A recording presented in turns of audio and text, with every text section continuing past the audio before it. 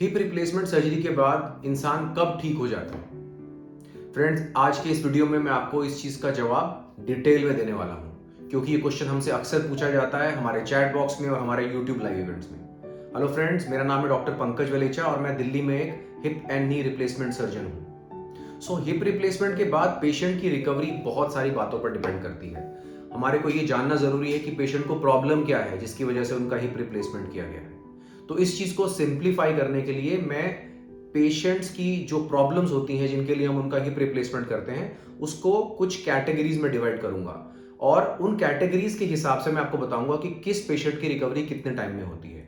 आइए फ्रेंड्स, जानते हैं इस बारे में डिटेल में और अंडरस्टैंड करते हैं कि पेशेंट कब तक फुल रिकवरी कर जाता है। फ्रेंड्स, फुल रिकवरी की डेफिनेशन पहले आपको समझना जरूरी है। अगर हम बात करें कि पेशेंट कब उठ के चल सकता है अपने बेड से, तो दोस्तों वो 24 घंटे से भी कम में हो जाता है।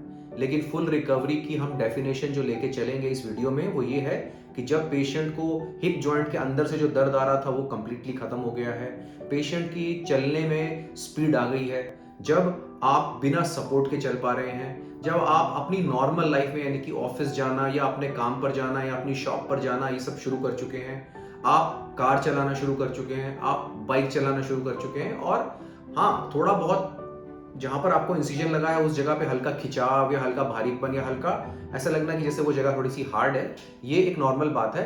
तो वो टाइम के साथ रिकवर होता है। तो आइए जानते हैं डिटेल में कि हर पर्टिकुलर कंडीशन के अंदर पेशेंट कैसे रिकवरी करता है। तो फ्रेंड्स, हम डिवाइड करेंगे हिप रिप्लेसमेंट के कारणों को या इंडिकेशंस को 6 कैटेगरीज में। फ्रेंड्स, फर्स्ट कैटेगरी है एवास्कुलर नेक्रोसिस या primary hip arthritis.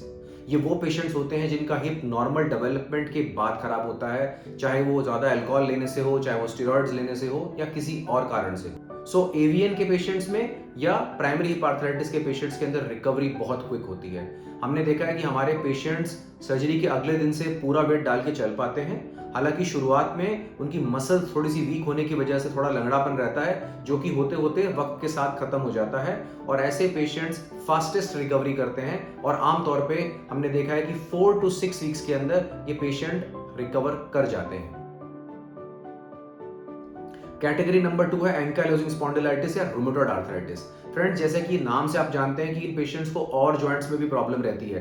Ankylosing spondylitis के पेशेंट्स की स्पाइन में भी इन्वॉल्वमेंट रहती है, गर्दन में भी इन्वॉल्वमेंट रहती है, सैक्रोइलाइक जॉइंट या एसआई जॉइंट में भी प्रॉब्लम रहती है। ऐसे ही रूमेटॉइड आर्थराइटिस या गठिया बाय के पेशेंट्स को भी हाथों के जोड़ों में, शरीर में और जोड़ों में जैसे घुटने में या एंकल जॉइंट में भी प्रॉब्लम हो सकती है। तो जनरली इन पेशेंट्स की हिप रिप्लेसमेंट सर्जरी के बाद इनकी हिप की जो प्रॉब्लम है वो तो कंप्लीटली खत्म हो जाती है, पर बाकी जॉइंट्स की प्रॉब्लम्स को कंट्रोल में रखने के लिए इनको लंबे समय तक मेडिसिन लेनी पड़ती है और इनको और जोड़ों में भी टाइम टू टाइम जैसे मौसम बदलता है या किसी और कारण से तकलीफ रह सकती है, जिसकी वजह से इनकी रिकवरी थोड़ी सी लेट होती है और जनरली इन पेशेंट्स की बोन क्वालिटी भी थोड़ी सी पुअर होती है।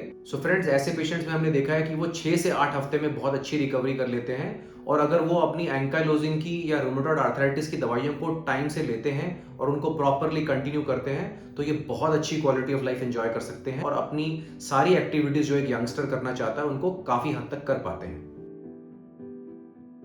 फ्रेंड्स, कैटेगरी 3 है ऐसे पेशेंट जिनको कूल्हे में कोई फ्रैक्चर हुआ हो, जैसे कि एसेटाबुलम फ्रैक्चर या कूल्हे की कटोरी का फ्रैक्चर या जिसको हम बोलते हैं कूल्हे की हड्डी टूटना, जैसे कि इंटरट्रोकेंट्रिक फ्रैक्चर या नेक फीमर फ्रैक्चर। आमतौर पे ऐसे फ्रैक्चर्स के लिए फिक्सेशन की जाती है, यानी कि प्लेट और स्क्रू से उसको फिक्स किया जाता है और जब पेशेंट्स हमारे पास आते हैं खराब कूल्हे को लेके तो उनके कूल्हे के अंदर प्लेट और स्क्रूज लगे होते हैं और जिसकी वजह से उनकी बोन को भी डैमेज हो रहा होता है और इनके कूल्हे में बहुत दर्द होता है, इनकी मूवमेंट्स रेस्ट्रिक्टेड होती हैं। फ्रेंड्स, ऐसे पेशेंट्स का ट्रीटमेंट डिपेंड करता है कि उनको क्या चोट लगी थी। सिंपल एसेटाबुलम फ्रैक्चर्स के अंदर जिनके अंदर फिक्सेशन हुई लेकिन बाद में हिप खराब हो गया, पेशेंट बहुत अच्छी रिकवरी करते हैं और बहुत जल्दी करते हैं। आमतौर पे 4 से 6 हफ्ते के अंदर ऐसे patients back to normal life आ जाते हैं। इनका लिम्प इंप्रूव करने में, लंगड़ापन इंप्रूव करने में थोड़ा वक्त लग सकता है, बट 4 to 6 वीक्स में ये काफी हद तक अपनी एक्टिविटीज कर सकते हैं। ऐसे ही वो पेशेंट जिनको नेक फीमर में स्क्रूज का ऑपरेशन फेल होता है, जो 3 स्क्रू डाले जाते हैं, अगर वो ऑपरेशन फेल हो जाता है तो वो भी बहुत जल्दी रिकवरी करते हैं और अपनी नॉर्मल लाइफ में 4 से 6 हफ्ते में आ जाते हैं। वो पेशेंट्स जिनको कूल्हे की हड्डी के अंदर प्लेट या स्क्रू का ऑपरेशन किया गया, या जिनकी कटोरी के अंदर या एसेटाबुलम के अंदर प्लेट लगाई गई और उनका फ्रैक्चर बहुत ही बुरा था, यानी कि हड्डी बहुत दूर दूर हो गई थी टूटने के बाद, ऐसे पेशेंट्स के अंदर बहुत रिकंस्ट्रक्शन यानी कि बहुत सारा सर्जिकल वर्क करना पड़ता है। इनकी बोन को बनाने के लिए बोन ग्राफ्टिंग करनी पड़ती है, और इनके कप साइड के लिए स्पेशल तरह का इम्प्लांट भी यूज करना पड़ सकता है, जिसके अंदर की स्पेशल तरह के होल्स होते हैं, जिसको मल्टी होल कप कहा जाता है। और यूजुअली इन पेशेंट्स को वेट बेयरिंग रेस्ट्रिक्शंस होती हैं शुरू में, यानी कि हम शुरू में टो टच वेट बेयरिंग कराते हैं, यानी कि थोड़ा ही वजन डलवाते हैं, फिर 3 से 4 हफ्ते के अंदर पार्शियल वेट बेयर कराते हैं, और फिर 6 हफ्ते में जाके उनको पूरा वेट डालना अलाउ किया जाता है। तो आमतौर पे ऐसे पेशेंट्स करीबन 10 से 12 हफ्ते के अंदर जाके फुल रिकवरी कर पाते हैं। कैटेगरी 4 वो पेशेंट्स हैं जिनको बचपन में यानी कि चाइल्डहुड के अंदर कुछ प्रॉब्लम हुई, जिसकी वजह से उनकी हिप की प्रॉपर डेवलपमेंट ही नहीं हो पाई, चाहे वो उनको हिप में इन्फेक्शन हुआ हो या उनको हिप में कोई चोट लगी हो। हमने देखा है फ्रेंड्स, ऐसे पेशेंट्स को लेग में बहुत शॉर्टनिंग होती है। इनको आमतौर पे 2.5 से 5 इंच तक की शॉर्टनिंग भी हो सकती है। इनको सिग्निफिकेंट पेल्विक टिल्ट भी होता है और उनकी मसल्स बहुत वीक होती हैं। इस प्रॉब्लम के चलते जैसे जैसे इनकी हाइट गेन होती है, इनके इस हिप और इस साइड की टांग की लंबाई उस हिसाब से गेन नहीं होती है। तो जब ये हमारे पास आते हैं, इनकी मसल्स भी बहुत कमजोर होती हैं, टांग भी पतली होती है और चलने में लंगड़ापन भी होता है, और साथ ही साथ पेल्विक टिल्ट भी होता है। तो ऐसे पेशेंट्स को बहुत डिटेल्ड काउंसलिंग की जरूरत पड़ती है, बिकॉज जब टांग बहुत छोटी हो और हम आपको समझो 5 इंच की शॉर्टनिंग को THR से करेक्ट कर दें, तो आपकी शायाटिक नर्व या वो नस जिससे आपके पैर में मूवमेंट आती है वो डैमेज हो सकती है, जिससे कि फुट ड्रॉप हो सकता है। तो ऐसे पेशेंट्स को हम पहले से ही डिटेल्ड काउंसलिंग में समझाते हैं कि हो सकता है हम जान के आपकी टांग को पूरा बराबर ना करें, उसमें थोड़ा छोटापन छोड़ें, क्योंकि आपकी जो नस है वो भी आपके बचपन में जो आपकी हड्डी का साइज है उसी साइज पे रेस्ट्रिक्ट हो गई है और वो लंबी नहीं हुई है। अगर हम उसको ज्यादा जोर का खींचेंगे तो नस में डैमेज हो सकता है। तो इसी वजह से ऐसे पेशेंट्स को पहले से ही काउंसलिंग रहती है कि हमारी टांग को थोड़ा छोटा रखा जाएगा, और उस छोटेपन को हम पैर के अंदर शू रेस दे के कवर करते हैं, और इन पेशेंट्स की चाल में एक्सीलेंट रिकवरी आती है। जब हमें इन पेशेंट्स के मैसेजेस आते हैं कि सर सर्जरी के बाद मैं पहली बार आज मैंने स्कूटी चलाई, या आज मैंने बाइक चलाई या साइकिल चलाई, मेरी टांगे पहले चौड़ी नहीं होती थी अब चौड़ी हो रही हैं, अब मैं आराम से बैठ सकता हूँ एक नॉर्मल इंसान की तरह, तो फ्रेंड्स बहुत खुशी मिलती है मुझे। जिन पेशेंट्स को चाइल्डहुड से प्रॉब्लम होती है फ्रेंड्स, उनको कभी कभी हमें स्पेशल इम्प्लांट्स भी यूज करने पड़ते हैं, जैसा कि सॉकेट वाली साइड पे हमें कभी कभी ड्यूअल मोबिलिटी हिप यूज करना पड़ता है, और फीमर के स्टेम वाली साइड पे कभी कभी हमें ऐसे स्टेम्स यूज करने पड़ते हैं जो कि हमें आपके टांग के टेढ़ेपन को, यानी कि पैर आपका अगर अंदर की तरफ पड़ता है या बाहर की तरफ पड़ता है, उसको कंट्रोल करने के लिए हमें स्पेशल स्टेम भी यूज करना पड़ सकता है।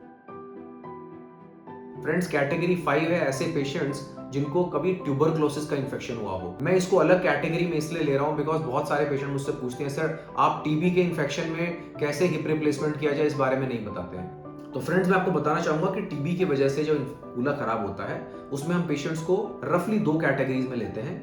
ऐसे पेशेंट जिनको कूल्हे का टीबी होके पूरा ट्रीटमेंट वो टीबी का ले चुके हैं, लेकिन टीबी की वजह से उनका कूल्हा खराब हो गया और उनको दर्द कर रहा है। और दूसरी कैटेगरी वो पेशेंट जिनको टीबी का ट्रीटमेंट अभी चल रहा है और उसके चलते उनको बहुत दर्द हो रहा है। तो पहली कैटेगरी में जब आप टीबी का ट्रीटमेंट कंप्लीट कर चुके हैं तो रिलेटिवली बोन क्वालिटी अच्छी होती है, और ऐसे पेशेंट्स को जब हम THR करते हैं तो इनको रिकवरी थोड़ी जल्दी मिलती है, यानी कि 6 से 8 हफ्ते के अंदर ये रिकवरी कर लेते हैं। लेकिन जो पेशेंट को इन्फेक्शन अभी एक्टिवली चल रहा है, तो कुछ स्पेशल सिचुएशंस के अंदर हम उनको एक्टिव इन्फेक्शन में भी हिप रिप्लेसमेंट सर्जरी कर सकते हैं। हालांकि आमतौर पे हम ये चाहते हैं कि पेशेंट अपना टीबी का ट्रीटमेंट कंप्लीट करे और उसके बाद हमारे पास हिप रिप्लेसमेंट के लिए आए अगर उनको दर्द रहता है तो। लेकिन एक्टिव डिजीज के अंदर आपकी बोन क्वालिटी पुअर होती है, हड्डी बहुत सॉफ्ट होती है और शुरू में वेट बेरिंग रेस्ट्रिक्शंस होते हैं। एक बात समझनी बहुत जरूरी है कि अगर आपका टीबी का कंप्लीट ट्रीटमेंट भी आप ले चुके हैं और आपका THR किया जाता है तो भी आपको कम से कम 6 महीने का टीबी का ट्रीटमेंट दोबारा से दिया जाएगा, क्योंकि इस डिजीज के रीएक्टिवेट होने के चांसेस होते हैं जब हम सर्जरी करते हैं। तो उसको कंट्रोल करने के लिए टीबी का 6 महीने का ट्रीटमेंट दोबारा दिया जाता है। और वो पेशेंट जिनका मैंने बताया कि एक्टिव इन्फेक्शन है, उन पेशेंट्स को रिकवरी लेने में 10 से 12 हफ्ते का वक्त लग सकता है। और फ्रेंड्स, कैटेगरी 6 है रिवीजन हिप रिप्लेसमेंट, यानी कि जब आपका पहला हिप रिप्लेसमेंट या तो घिस चुका है या किसी वजह से कुछ प्रॉब्लम आ गई है, चाहे आपको डिसलोकेशन हो रहा है या आपको कोई फ्रैक्चर हो गया है या आपको इन्फेक्शन हो गया है। और ये इस बात पर भी डिपेंड करता है आपकी बोन क्वालिटी कैसी है, आपको पहले क्या इम्प्लांट यूज किया गया है, आपकी मसल स्ट्रेंथ कैसी है। और ऐसे केसेस के अंदर बहुत बार पेशेंट्स के केस टू केस बेसिस पे हमें उनकी रिकवरी प्लान करनी पड़ती है, पर आमतौर पे रिवीजन के केसेस को रिकवरी लेने में ज्यादा टाइम लगता है। सो फ्रेंड्स, आई होप ये वीडियो आपको इन्फॉर्मेटिव लगा।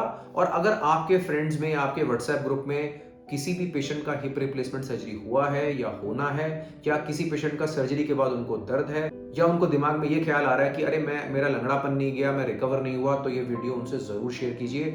आई एम श्योर इस वीडियो के जरिए उनको काफी क्वेश्चंस के जवाब मिलेंगे। और फ्रेंड्स, आप लोग जो हमसे क्वेश्चन पूछते हैं, जिनको हम बोलते हैं FAQs या फ्रीक्वेंटली आस्क्ड क्वेश्चंस, ऐसे क्वेश्चंस का जवाब देने के लिए मैंने एक नया चैनल शुरू किया जिसका नाम है doctor Pankaj Valecha short videos.